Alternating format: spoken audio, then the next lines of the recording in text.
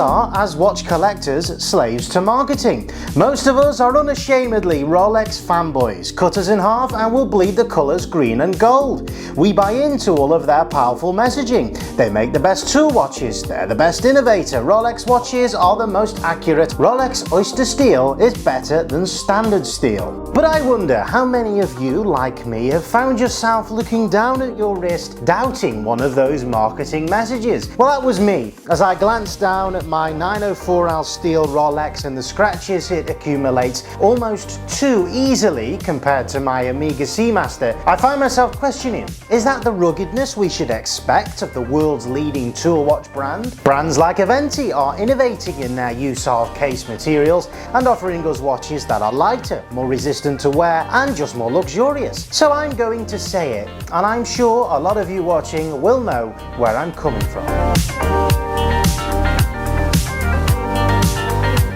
Welcome back, guys. 904 steel, and otherwise known as Oystersteel, which of course is Rolex's proprietary grade of stainless steel that they use across most of their tool watch collection. I'm going to stick my neck on the line and actually say it here. I don't think it's very good, and this is a really personal thought of mine over the last few years of handling and owning new Rolex pieces. I've found that it seems to be that they scratch more easily, or rather the polished surfaces on the flanks of my Submariner or the polished center links of my Daytona seem to scratch more easily than all of the other brands of watches in my collection. Now, I know on a chemical level that 904 steel is not really any different in terms of hardness, which is resistance to scratching, than 316 steel. It's no harder or less hard than 316.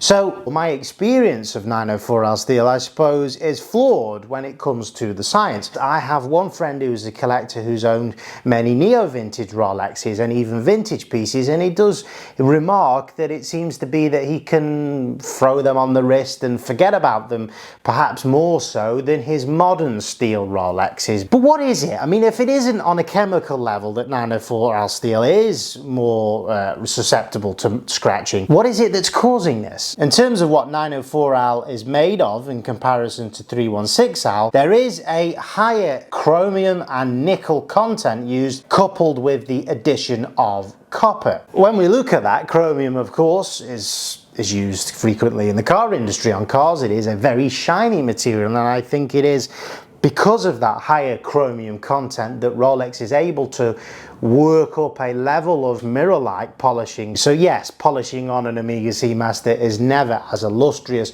or shiny as with a 904 steel Rolex. And I think it is not so much that Rolex watches are more susceptible to scratches, but more that they are more visible and they show up more easily. But I think it's something that needed to be said, and guys, I'm sure there are many of you that agree with me in this observation, so let me know down in the comments below what your experiences have been. So with that in mind, I don't believe, and I am not convinced, that 904 steel really is the end game, the ultimate material for use in construction of a luxury wristwatch. And it really led me on to think, well, what other options are available out there on the luxury watch market at the moment? And there are so many different choices now. Aventi is a leading independent brand that have only this week launched the Aventi Enygma, which incorporates the use of their new proprietary material called Opal PMT. Opal PMT actually is designed as an alloy of different materials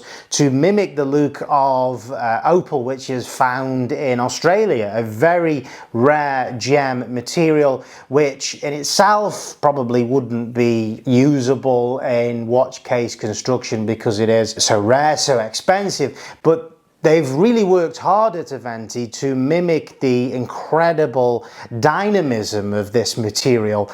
And if I just look at the Aventi press release, they say Opal PMT mirrors opal's magical visual quality with its mesmerizing play of color and distinctive appearance. It offers a spectacle of chromatic radiance on the wrist. Well, I'm sure you can agree with me in saying that that is poetic, but guys, the innovation in terms of quirky new materials doesn't stop there with this new release.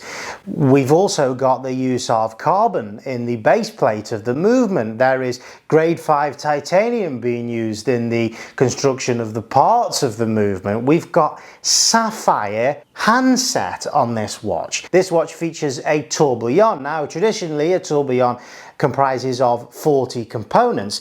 They have managed to innovate this tourbillon so that it just has 18 components. So of course that means fewer components, that this watch should last longer, would be more accurate, and of course wouldn't require as short service intervals as what you would find of a traditional tourbillon movement. In terms of the manufacturing of the Opal PMT case, an advanced 5-axis CNC machining carves the case to exacting specifications with the precision of just 0.01 millimeter, enabling this complex angular design. Following this machining, the case also undergoes a 2-stage hand polishing process. Getting back to the other world first that we see in this watch, the use of a sapphire handset. Now, these are individually crafted using diamond tip tools, creating the perfect hand shape by carving micron thin layers. Once inspected, an expert craftsman polishes every facet and edge by hand. Working with sapphire pieces thin enough to serve as hands whilst also taking their weight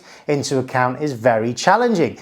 There have been several attempts in the watch industry to create sapphire hands before, and none of them have worked. So Aventi really have broken the mold with that element of this new release. Now, the final fascinating detail about this Enigma watch is the sapphire crystal. Now, looking at the marketing images, it almost seems as if the sapphire crystal doesn't exist. Apparently, Aventi have chosen to adopt a 14-stage process, so that's 14 layers of anti-reflective coating that they apply to the sapphire crystal. Now, traditionally, we would only really see Omega use 2 layers, so that's one on the inside of the sapphire, one on the outside of the sapphire. But there just seems to be, from brands like this, an effort, a overall endeavor to go the extra mile, an endeavor to challenge what is possible. Let's have a look then at the rest of the industry when it comes to innovative case materials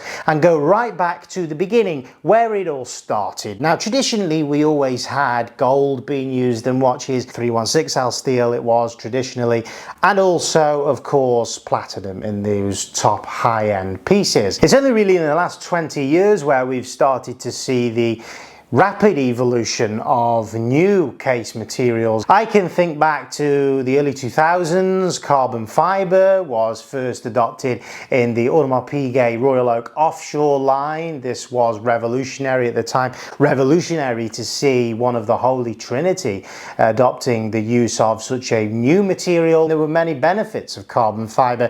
It being mainly lightweight, it's significantly lighter than any traditional metals. The durability as well of this material being highly resistant to scratches, and that of course enhances the longevity of a luxury watch. And guys, if you're splashing out £30,000 for a Royal Oak offshore, you want it to still be looking pristine and new 10-15 years down the line.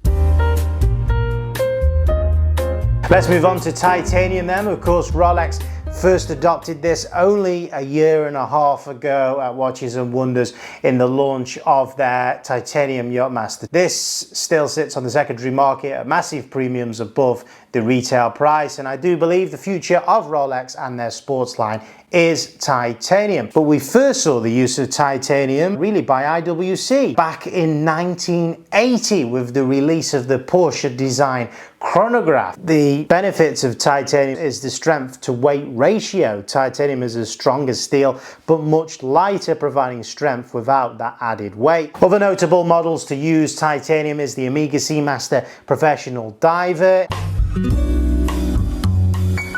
Now, when we talk about Aventi, of course, they are famous initially for their use of sapphire cases, but this is an innovation which goes back a lot further. Richard Mille really was the pioneer of use of sapphire in watch cases with the RM056 released in 2012. The machining process, the finishing process, the carving of sapphire is almost impossible to do, and the failure rate of this, sapphire cases that crack or smash or rupture in that production method is very, very high. So that means that there is a lot of wastage, and the cost of producing sapphire cases, therefore, as a result, is extremely high, and we only really see it at the top end of the industry. Going back in history even further, we see the use of ceramic for the first time in premium watches by Rado. In 1962, we saw the introduction of the Rado Diostar, which was marketed as the world's first scratch-proof watch. Benefits of this: highly scratch resistant, lightweight. It is of course hypoallergenic as well. Ceramic retains its color and finish and is therefore resistant to fading and UV degradation. We see Audemars Piguet using ceramic across a couple of their different lines, none other than the Royal Oak. Their use of blue ceramic is probably one of the most iconic ceramic watches ever made, but also at a more affordable level, the Omega Seamaster Planet Ocean in deep black utilizes ceramic for its case and bezel. Let's talk about bronze, because Panerai is credited with popularizing the use of bronze in luxury watchmaking as recently as 2011. The Luminor Submersible 1950 3 Days Bronzo in particular. Now with bronze, it can be considered a benefit or a drawback that it gains a unique patina almost instantly as soon as it is exposed to oxygen. Bronze cases are known for developing a mossy, green, darkened like tones. I know someone who owns a Tudor Black Bay bronze, and he's sort of done everything he can to speed up the process, and he considers his Tudor to be beautiful. Personally, I consider it to be knackered and ugly, but you know, that is a matter of personal taste. So there we are, guys. The use of advanced materials like carbon fiber, titanium, sapphire, ceramic and opal PMT by Plucky brands such as Aventi is revolutionizing the luxury watch industry. These materials not only enhance the functionality and longevity of timepieces, but also provide a unique visual and tactile experience. If you want to check out the Aventi Enygma, then there is a link down in the description below, so head over to their website. Also, go check out beatthewaitlist-watches.com, and I'll see you next time.